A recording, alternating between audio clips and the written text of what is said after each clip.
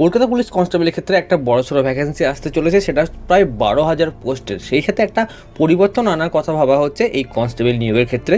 সেই মতো একটা প্রস্তাবও নবান্নে পাঠানো হয়েছে। তো সেই অনুসারে আমাদের যে পরীক্ষা দুটো হয়, ফিলিমস আর মেন্স, তো দুটো রিটেন পরীক্ষার বদলে যে কোনো একটা রিটেন, হয়তো এমন হলো ফিলিমস, তারপর মাঠে গেলে, তারপর সেখান থেকে পাস করলে ডাইরেক্ট ইন্টারভিউ, তাতে কিন্তু পুরো প্রসিডিওরটা আরও দ্রুত হবে, যার জন্য এই চিন্তাভাবনা করা হচ্ছে। তার সাথে সাথে রাখা হচ্ছে রিজার্ভ লিস্ট বা যে ওয়েটিং লিস্ট যেটাকে আমরা বলি, তার একটা ব্যবস্থা থাকবে। খুব রাফলি বলতে গেলে ধরো তুমি 1000 জনের একটা লিস্ট আছে, 1000 জনের ভ্যাকেন্সি, তোমার নাম হচ্ছে 1003-এ। তো বাই চান্স কোনো সময় মেন জয়নিংয়ে ধরো 4-5 জন জয়েন করলো না, তো সেক্ষেত্রে কিন্তু যে তুমি 3 নম্বর আছো, 3 নম্বর ওয়েটিং আছো, তোমার চান্স কিন্তু হয়ে যাচ্ছে। তাছাড়া যে সিভিক ভলেন্টিয়ারদের যে কেসটা আছে, তো তাদের যে রিজার্ভেশন 10% ছিল, সেটাকে বাড়িয়ে 15 করে দিয়েছে। এটা কি আর বলবো। আর তাছাড়া বড় খবর বলতে ওটাই যে 12,000-এর ভ্যাকেন্সি কিন্তু আসছে।